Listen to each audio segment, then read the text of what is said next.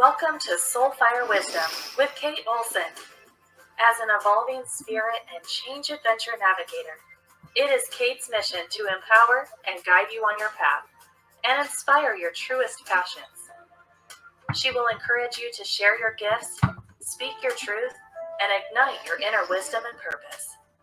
She hopes to do so with a little humor and grace, and her own soulfire passion. Kate talks with amazing guests who have embraced the pursuit and are fanning the flames of their own passion, purpose, and soulfire wisdom. Now here's your host, Kate. Good morning. Welcome to Soulfire Wisdom and this special panel broadcast on this beautiful Saturday before Christmas. So I'm sure that everyone's busy rushing around getting ready for the holidays.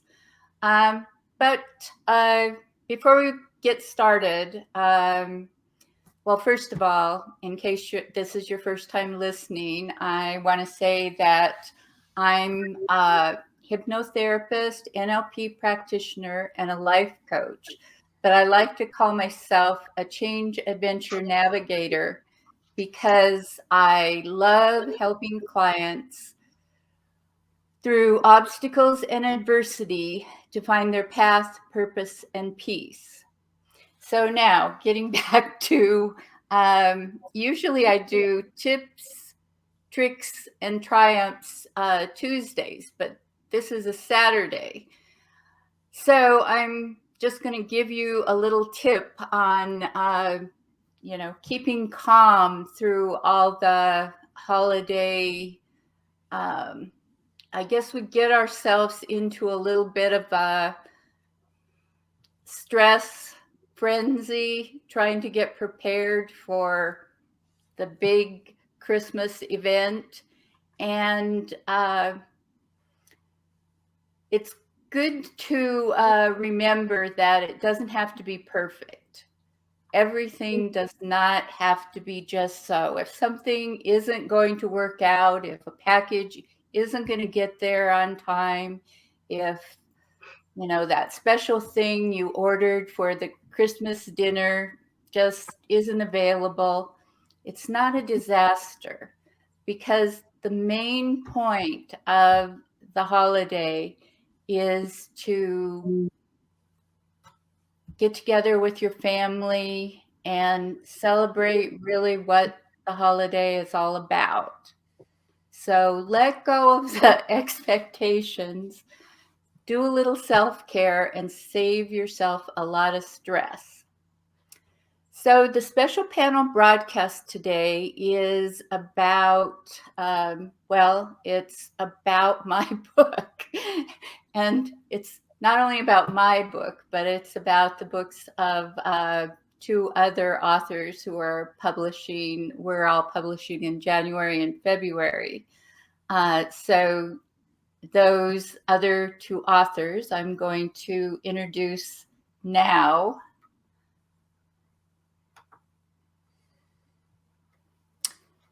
Hi, ladies. Good morning. Good morning. Good morning. So I'm going to have Anna, Dr. Anna Margolina, introduce herself. Okay, so I am a hypnotherapist, NLP practitioner, and also Qigong trainer. And I will talk about Qigong a little bit more. Okay. And Dr. Catherine T. Kelly. Yeah, so I'm a holistic health psychologist, author, and speaker, and I also have been trained in hypnosis and other forms of deep meditation as well. And I'm really glad to be here. Great. So I already introduced myself in the beginning. So we'll just kind of get started. We, as I said, we all have books. My book is releasing in January. It's releasing January 11th, actually. and it is called Living in Joyful Resilience, a roadmap for navigating life's ups and downs. And it has an accompanying journal, and the journal is called Simple Soul Thoughts, Collecting Moments of Joy. And although the journal is optional, it's meant to be used with the book. And so I'm going to ask Anna to tell us what her book is. And So, her book is Women Are Like Earth. And it's about cultivating our energy. Because we are trained to use our energy just like we use our earth. We are taking, and we are depleting it. But what if we learn to treat ourselves like our own land, like our earth, and feel responsible for ourselves, for our energy, and instead of just depleting it, learn to cultivate it. So I will share techniques and tools of how we can actually do it. okay, so when are you expecting to release your book? February. February? Yes. And Dr. Kelly? Yeah, so my first book was published in 2013. I republished it in 2018, but it's called Soul Health, Aligning with Spirit for Radiant Living. And that book was based on a holistic health model that I created about 20 years ago, actually. And what I realized, I'm a holistic health psychologist. I see many, many clients a week. And throughout COVID, one of the things that I started to realize toward the end of 2020 was that every single branch and in the model, the soul health model that is described in the book, is basically a tree with 10 key branches. And that every one of those branches illustrates a part of the human condition that everybody is trying to figure out and balance out in their lives. The soul part of it, to me, I depict as the trunk, is sort of the essence of who we are, the depth of who we are. But in late 2020, after working with lots of extra clients on top of the heavy load I already had, I realized I needed to write a book to help healthcare providers recover and cope through this whole massive pandemic. And so the book that I wrote, it's called The Healer's Path to Post-COVID Recovery. And it's basically a restorative journey for healthcare workers. And it's really stepping everyone through that model of that tree to help them rebuild and restructure and really kind of regroup and reclaim themselves, because this pandemic, as we know, has hit everybody very hard, and every branch of that tree has been damaged. So my book is really specifically to help healthcare providers recover and rebuild their lives following this pandemic. Yes, including soul care providers, huh? I actually interviewed both. I interviewed over 100 traditional healthcare providers and about three to 4 dozen holistic health providers. So absolutely, I interviewed almost 150 people altogether to really see what was going on. So doing a lot of soul work myself, and I know you do, Kate. This is it. We've got to Yeah. get down to the essence of who we are in order to heal from this. Anna too. We're all. You do soul work as well, yes. Yeah. So I didn't tell what my book was about. What it's about is really the difference between being joyfully resilient and just being resilient. It's actually broken into 3 parts. The first part is what I call the why, and that's why or what is the difference between joyful resilience and why it's important. why it's better to be joyfully resilient than just resilient. And then the second part of the book is stories of resilience. There's my stories, and then there's 10 contributors to the book who shared their resilient stories. And those are kind of inspiration, motivation, a call to action, so that people might see themselves in other people's resilience stories, and also see the different traits of resilience and the difference maybe between resilience and joyful resilience. And then the third part is the how to become joyfully resilient as opposed to just resilient. And it gives ways for creating mindset, tools and exercises and different practices that are helpful in creating and building both joy and resilience. So, and then the journal is it's a tool actually.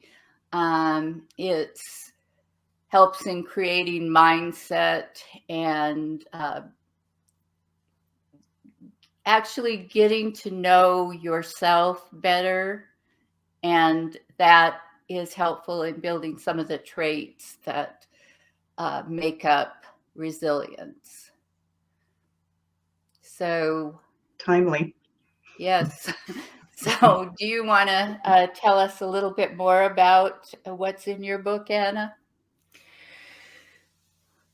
So, have you ever experienced this when you feel abundant, when you feel vibrant, when everything is easy, when you get up and you just bounce out of the bed and life feels good?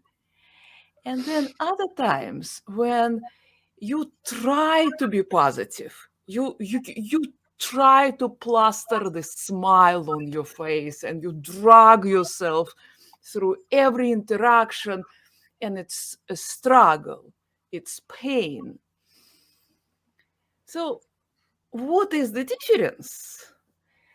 When I just started learning all the tools of hypnosis, I was so excited. Like, oh, I can change my thoughts. I can change my attitudes, and this will get me what I want. And I started noticed that even though I had all the right thoughts in my head, but often there was disconnect with my body. My body was somehow just not on board. So I traveled to Thailand and I decided to study Qigong with Master Chia. I read books and I was fascinated with his idea that everything is energy, including our emotions. And that our emotions are powerful energies which we can learn to use to rejuvenate ourselves, to empower ourselves, to move ourselves forward. And they also can be like toxic garbage, which will poison us. And the more I study the practices of Qigong, which are movements and meditation together. So you move, you envision, you breathe, and you do it all in one flow. And I started connecting this Qigong with everything I learned about hypnosis. And I thought, this is hypnosis, but for our body. Instead of working just with neurology inside our brain, we go down into the body and we work with neurology in our organs, with our neurochemistry. And I thought, I want to combine it. I want to combine science, hypnosis, and Qigong and teach how we can become vibrant and abundant at any age.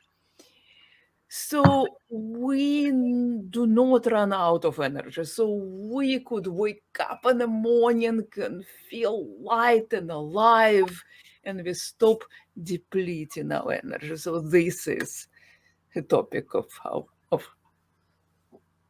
my book.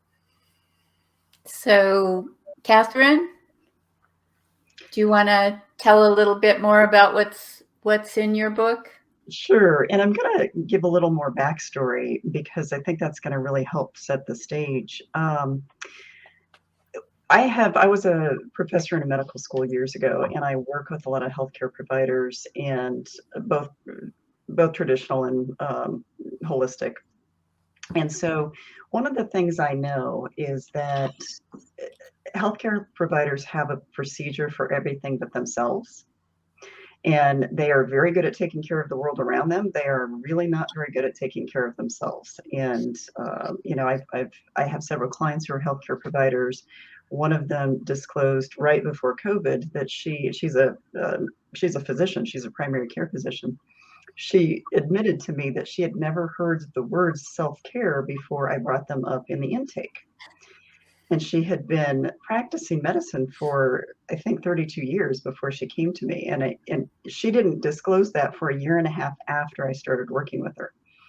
And it was fascinating to me. And so when I talked to my book coach in January, and I said, number one, healthcare providers are not going to know what hit them. They were not prepared for this.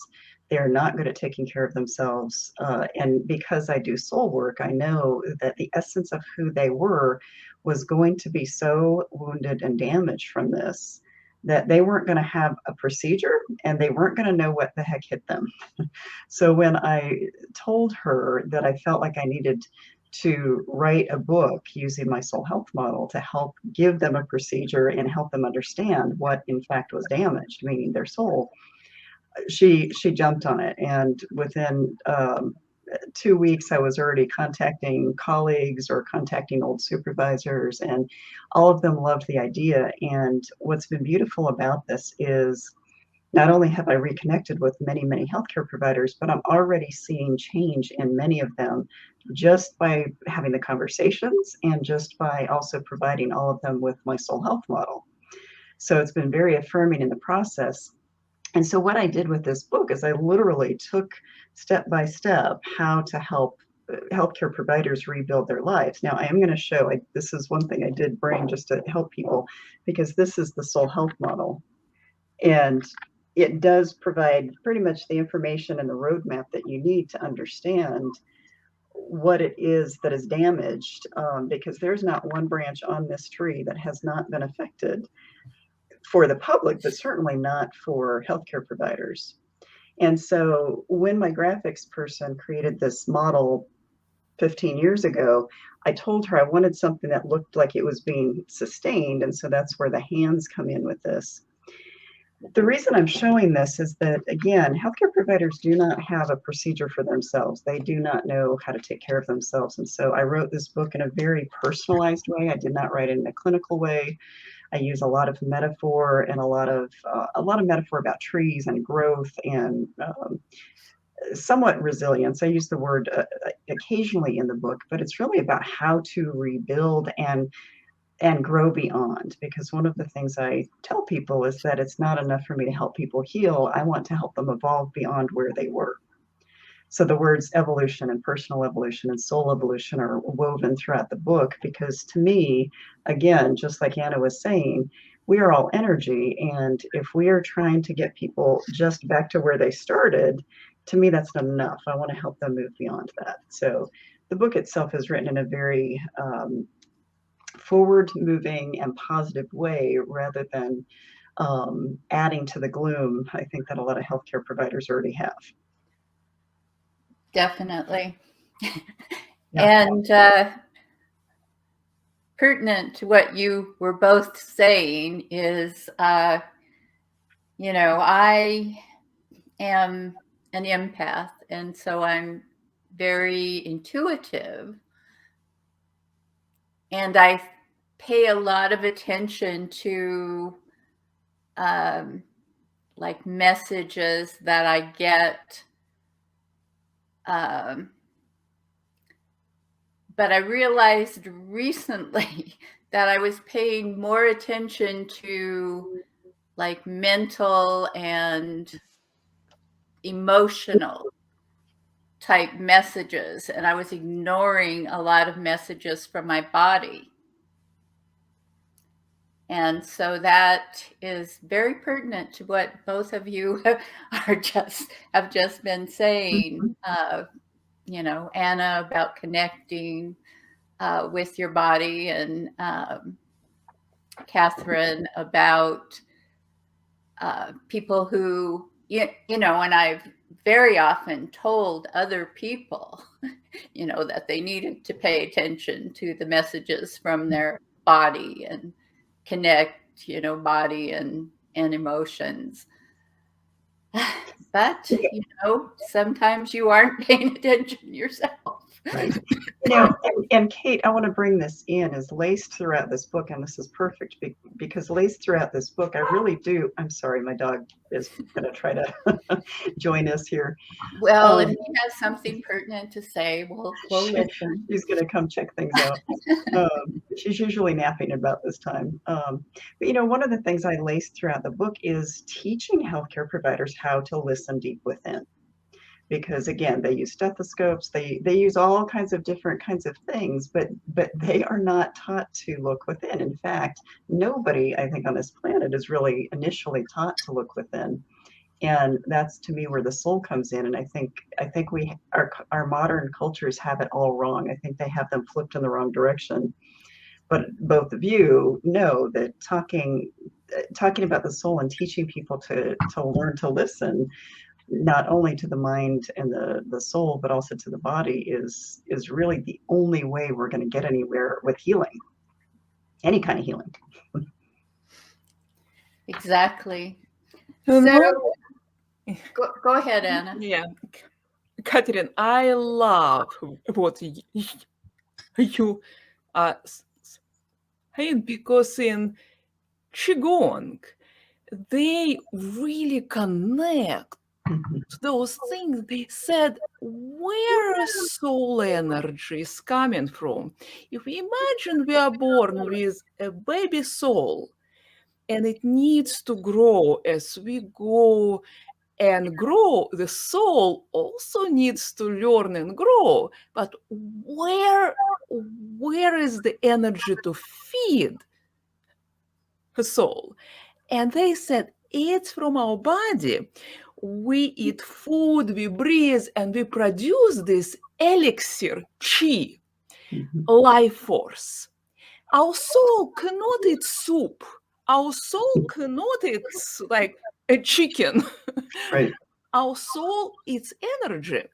So if we imagine that from physical energy to emotional energy, and then it gets more and more refined until it finally becomes the spiritual essence that we feed to our soul. So when we poison the source, when the body is struggling just to survive, it cannot have this extra energy for our soul. So I love what you say.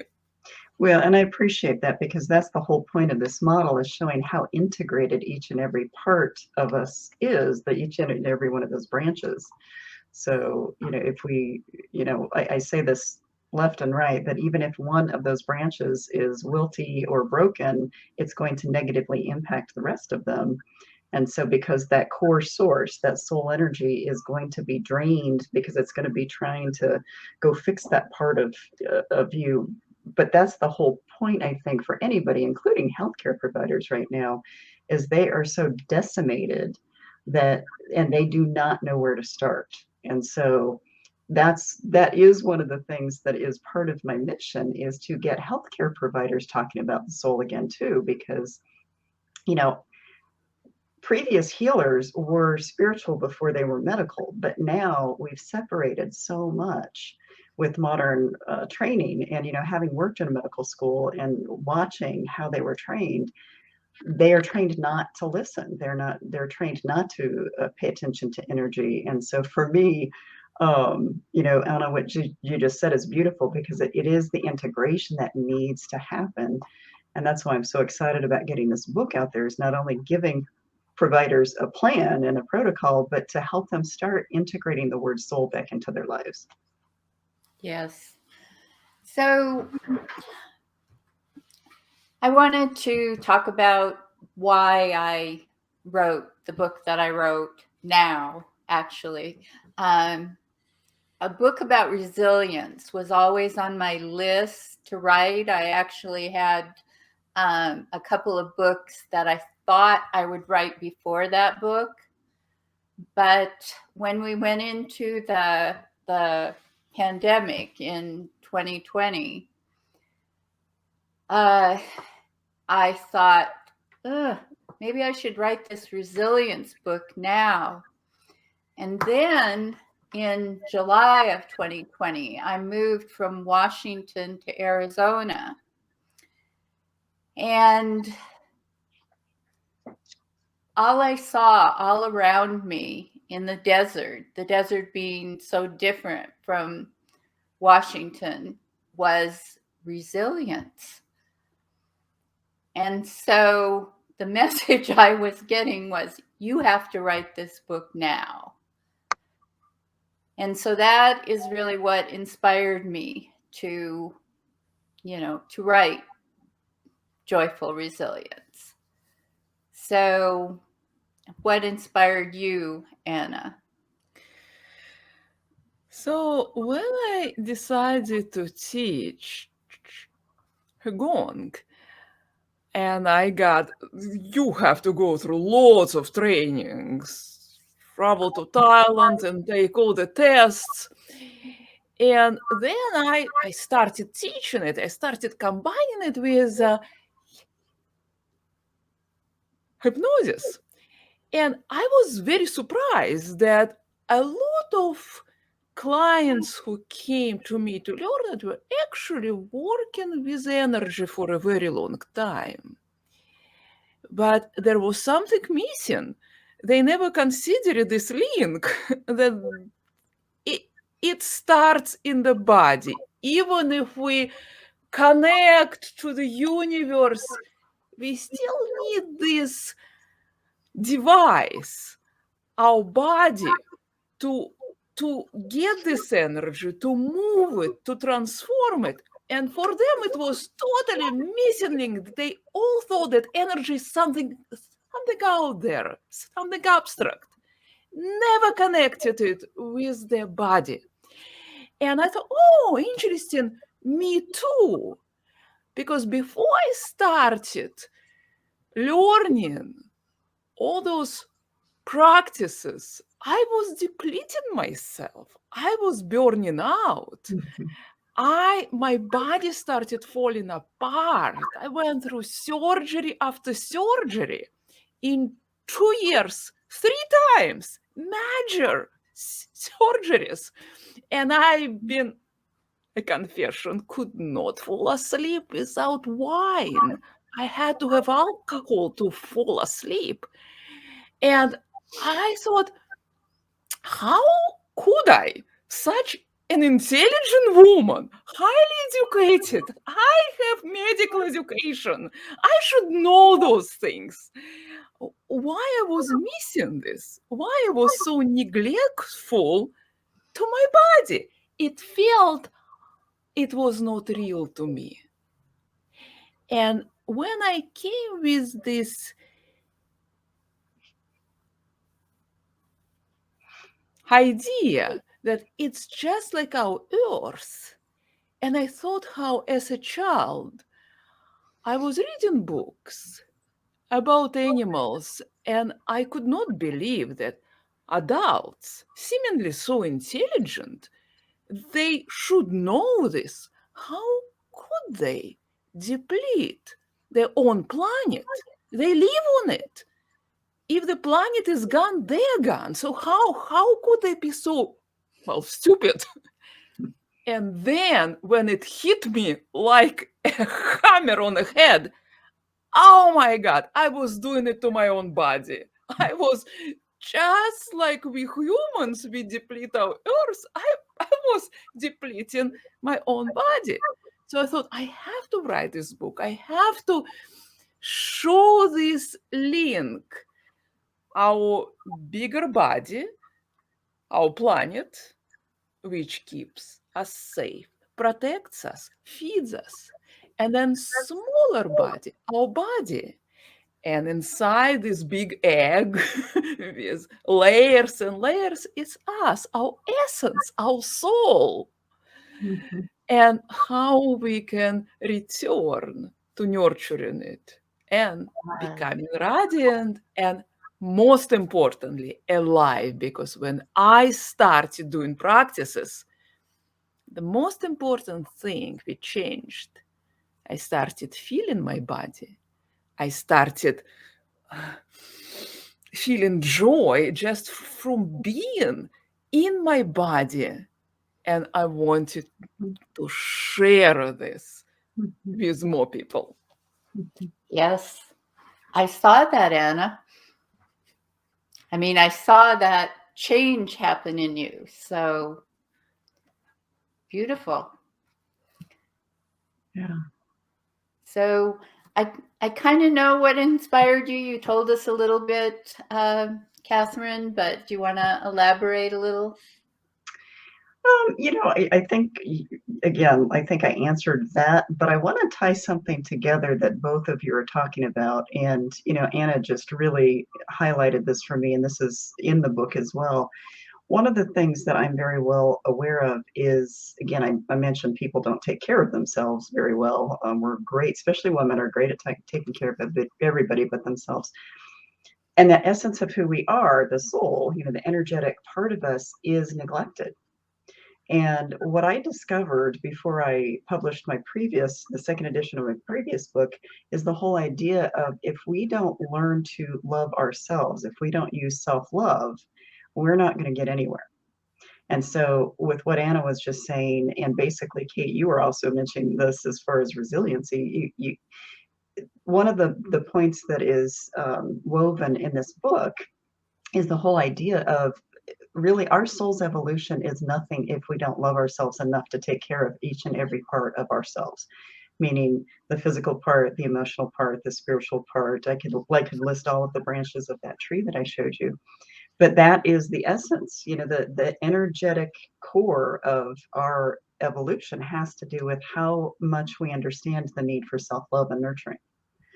And to me, that's a big part of what inspired me, because again, I love working with healthcare providers as clients. I am a healthcare provider, but when I saw what was happening so early on with this pandemic, and they were feeling very neglected, they were feeling very frustrated with how their organizations were handling things.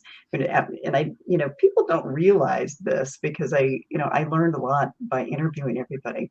But it is really that sense of self-love and ability to love oneself that will get you where you need to be, and find that energetic pulse that Anna was talking about.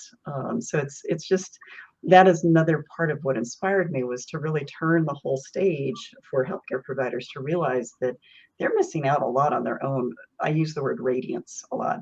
They're missing out on their radiance because they're projecting outward without really taking in enough for themselves. So I'm hopeful that the healthcare system eventually will turn around and not be about sickness, and it will be much more about health. And so that's another part of, I think, what inspired me, was to teach healthcare providers how to do this for themselves, so they actually understand how to do it for others in a whole different way. Yes. Yes. So this we've all you guys have both written books before, and this is my first time. We were talking about that just before we came on. So it's been a whole learning process and discovery process for me. Really finding that there's that whole writing process, but then there's a whole other process of turning it into a book, which I'm, experiencing right now.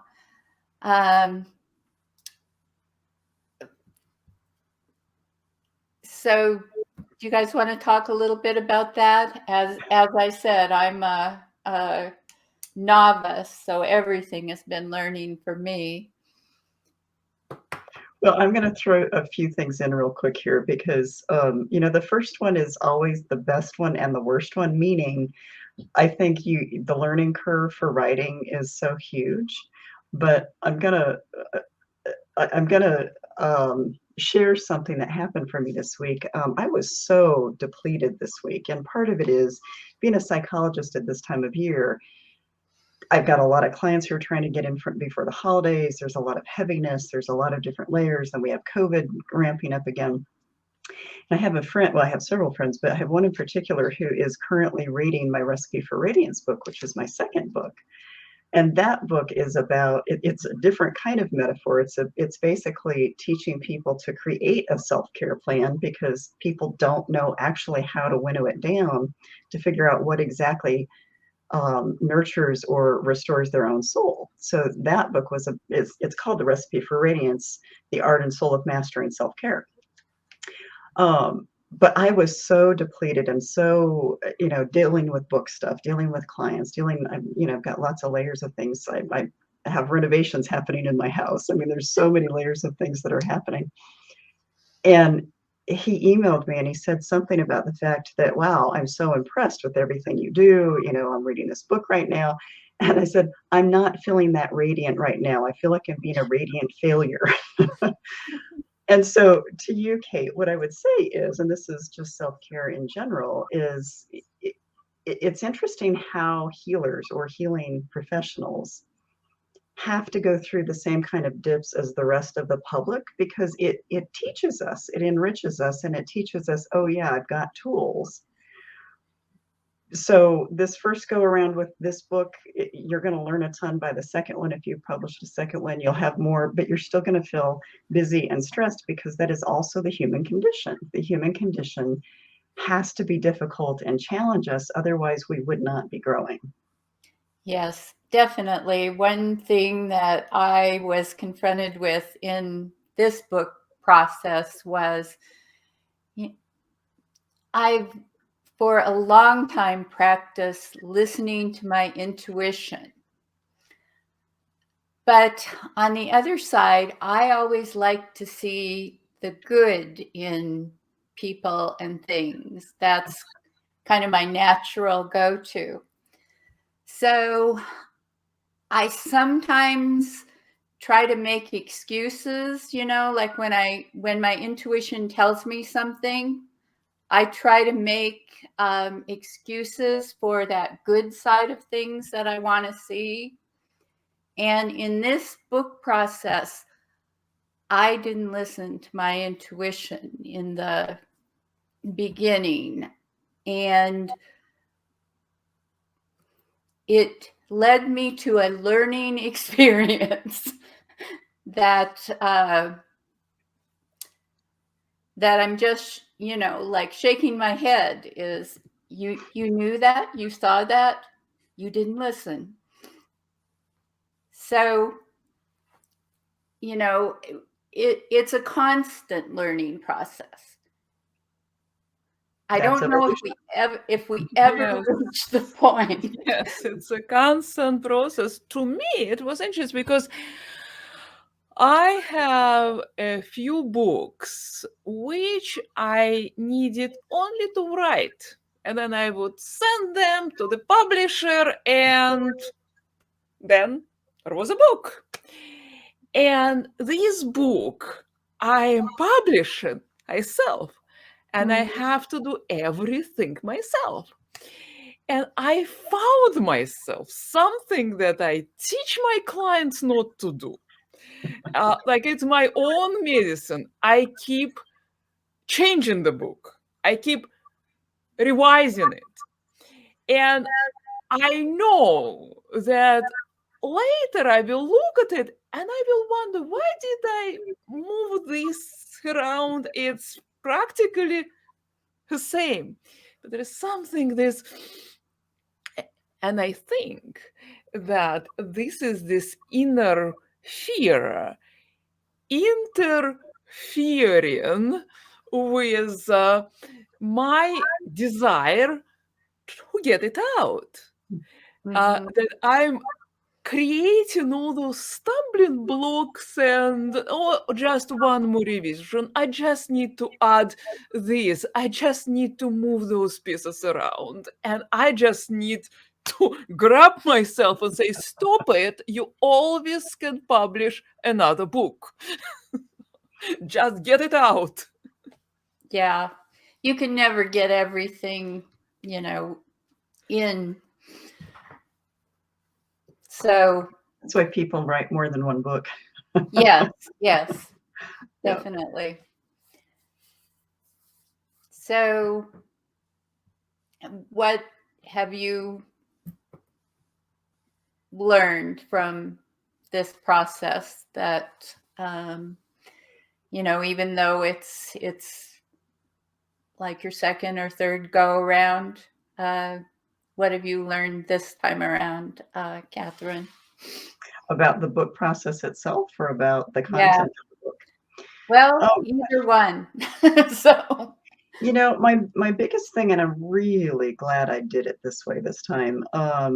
When I published Soul Health and then did the second edition, and then published literally a year later, published my second book, the Recipe for Radiance, everything felt so pushed and rushed, and I was stressed. And this time around, I did not want to do that. I didn't want to be as stressed as I was. I didn't want to be as worn out. And so my book coach really wanted this book to be out this fall. And I told her, number one, I do not want to be stressed the way I was, because I still have a very full schedule beyond writing and editing and publishing and with the other work that I do. And so I listened. I did listen better to myself, because I pushed back and said, no, this is not the right time for me to get this book out. And I said, I want to do it in February. My date for the book is 2/22/22, because 2/22/22 numerologically is a day of new beginnings. And it feels perfect as far as using that knowledge of, okay, this is a day of new beginnings, it's an auspicious day. It aligned with me. And so I really did listen to myself in that way to say, no, this is how I need to do this. And what was interesting is, and I told her, with this next, and this was before this wave of COVID, this was back in July, I said, I don't think healthcare providers are going to be ready for this yet anyway, because they're still in the throes of all of this. And so she understood that. Well, yesterday when we met, she was so, I'm not going to use the words she used, because they were uncharacteristic of her in a good way. I mean, she used some words that were, she used them to make sure I knew she was serious, but she basically told me how powerful this book is and how right I was to push back to her, because timing would not have been right had we pushed to get this out. And so I think, Kate, for your next book, listen, yes, you do soul work, so practice what you preach, because it will come out better for you. Yes, well, the book was originally supposed to come out in December, and I pushed it to January. But what happened is I pushed it to January because I felt stress in getting things done with the publisher for the December release. But what happened is when I pushed everything to January, they slowed down on everything. So I'm still rushed at the end, Right. which I didn't want to happen. Right. So things you learn. I was going to say, just use it as a learning experience, because you will know moving forward what works for you and what doesn't work for you. It's like everything else. We have to go through discomfort in order to evolve. Yes, and I guess you just can't learn those things you don't know without going through that process. If everything would have worked perfectly this time, and then the next time around it didn't, there would be things that I would learn that I'm learning now. Right. So, yeah. And there were always new little twists and turns that you could never predict anyway. So, you know, surrendering is probably a really good part of the book publishing process. yes. Yes, definitely. Yeah. It's a whole different world. I mean, I have a background in sales and marketing, but the marketing for books is totally different. Vastly different. Yes, vastly. So, Mhm. And I So- also agree. Oh, sorry. Yeah. no, go ahead. I also agree that there is a feeling that there has to be timing, because to me also it feels like people are so wrapped into surviving, they may not be ready to receive the recovery message, like how to get themselves to this state of being whole.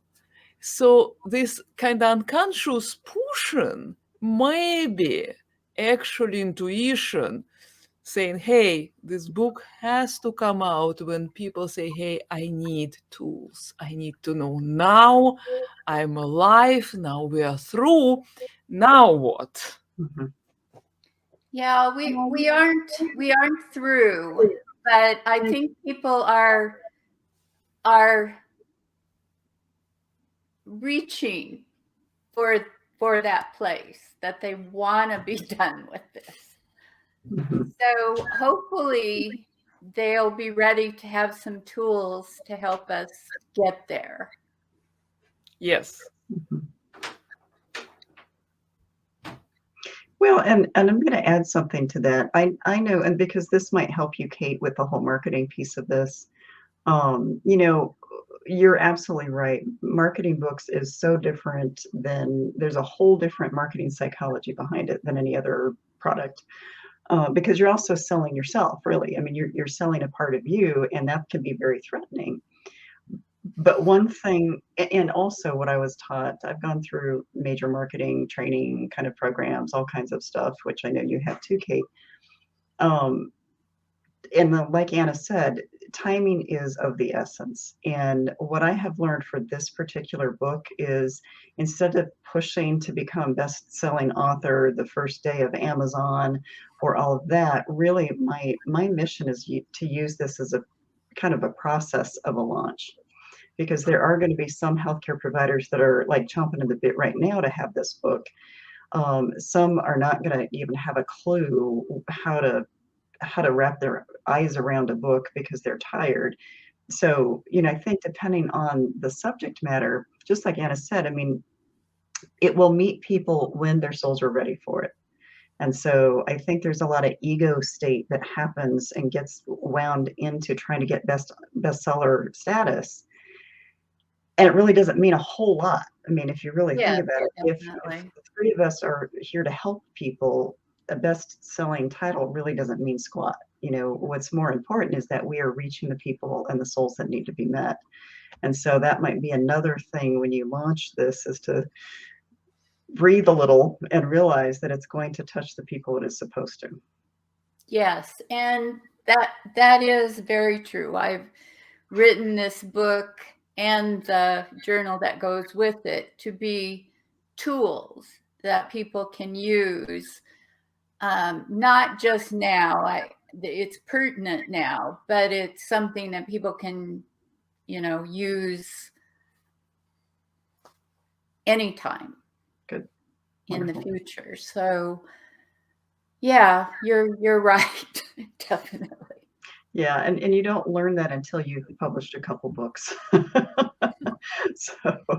So give yourself a little break. Yeah, I've learned that that's important and pertinent to all of our books, is that I've been having to give myself a lot of like self-care and self-affirmation, and just try to support myself in the way that that I am often telling clients that they need to support themselves and get support. So it's been an interesting experience on many levels, not just the learning of the whole culture around writing and publishing, but how I've dealt with it and responded to it. And I've been writing about resilience, but I've been also having to have a lot of resilience. And because I've been writing about the importance of joyful resilience, I've been trying to also practice this. Yeah. Which it's always good to be finding out that the things you are advocating actually do work, when you find that out by applying them to yourself. So yes. What I learned, see, in Qigong, we have this concept that when we feel this expanding state, when we are moving forward, doing a lot, it's a state of expanding energy. If we feel like we are pressing, we are pushing, it's state of contracting energy. And people often think that this is good, this is bad. This is not true. If you imagine taking a deep breath and getting stuck, you will die. If you imagine exhaling and pressing and tensing and getting stuck here again, you will soon be exhausted. So what I learned from Qigong is to find a way of gracefully alternating between expanding and contracting, going outwardly and pushing, and then retreating back and sitting with myself and kind of nurturing myself. Sometimes I want to be relaxed and open. Sometimes I want to press hard. But the key is to constantly keep the alternation, because just like with your breathing, just like with your heart, is the alternation that creates movement of energy. Yes. And it's the same as emotions, like I have often told my clients that there aren't, like good and bad emotions. They're just emotions, and you need to feel both of them. Sometimes it doesn't feel good, but it doesn't mean that it's bad. If it's feeling, and we have to feel the whole range of feelings. So is there anything that anyone wants to say that we haven't already said about our books? Or I just want to say how interesting that we all are talking about the same thing. Because resilience, a lot of people understand this as like you are constantly in stress and struggle and you are resilient. But joyful resilience is different. Joyful resilience is not Yes. draining. Joyful resilience is feeding the soul. And the same for Catherine. Thinking about healing, a lot of people are thinking about pain and sickness. A lot of people are stuck in this healing loop, feeling bad about themselves and reliving their trauma again and again. But if you switch from healing the sickness or trauma to regenerating your soul, to feeding your soul, this is a different feeling. yes, And I say, for me, switching from eating healthy, being on a diet and exercising to nurturing yourself like your own land, becoming a gardener for your garden. This is a different feeling. So I love that we all are talking about the same approach. yeah, I saw that in when I heard about both of your books. I thought that we were all really talking about maybe different aspects of the same concepts. So I think it's something everybody needs to hear. So that's why I wrote my book, and I know that's why you guys did too. Well, and if I were to just put a cap on what we've talked about, it would be the expansion of light. And either all three of us are trying to do the same thing, just in slightly different ways, through these books, is to offer some sort of instruction on the expansion of the inner light. And there's so much darkness out there that shrouds our inner light, and being able to find some different paths to get there, I think, is so important right now. Yes, and you see people struggling with that, like expressing it in very negative ways. Yes. So, okay, well, Yeah, I agree that an expansion of love, so we could have more of it for ourselves and others. yes. So, thank you guys for being here today and talking about this. I'm excited to see and read both of your books. I've read a little bit of Catherine's, and I've seen the beautiful art, or some of the beautiful art in Anna's. That's something you didn't mention, Anna, about all that beautiful art you have in your book. Oh, and this is a beautiful story. There is a healer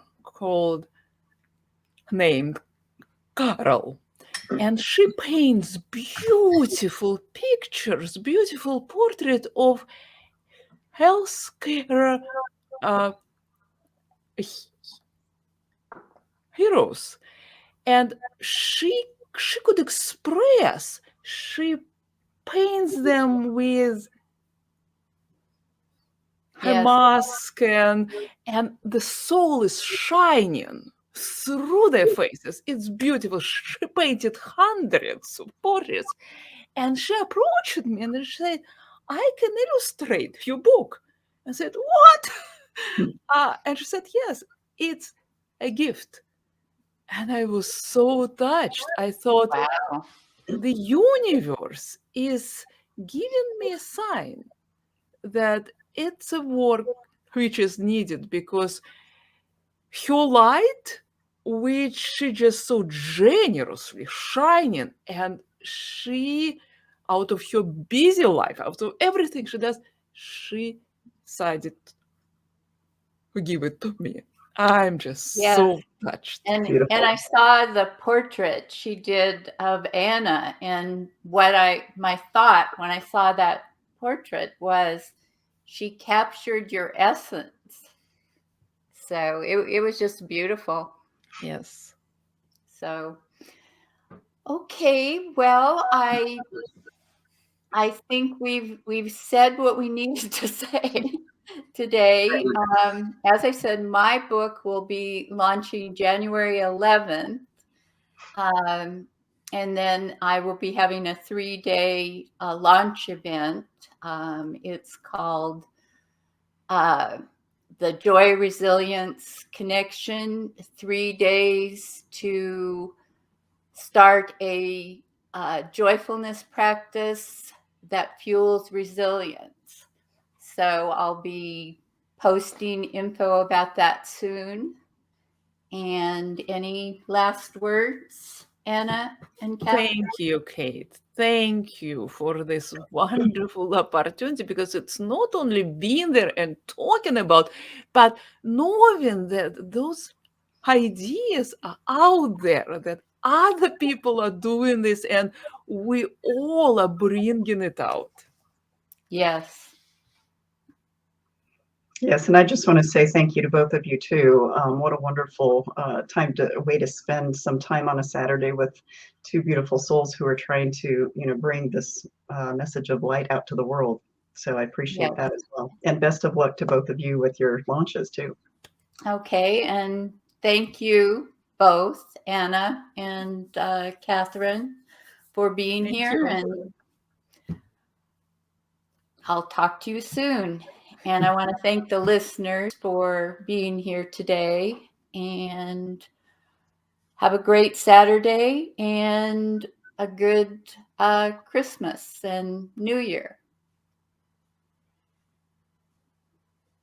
So I'm just going to say bye for now. Thank you for listening to Soul Fire Wisdom with Kate Olson. We hope you enjoyed the show. If we made you laugh, brightened your day, or sparked a new thought, we have succeeded in our mission. Join us next time when we'll share more secrets and truths and all the magic of transformation that is the journey to Soul Fire Wisdom. Always remember, be fierce in the pursuit of what sets your soul on fire.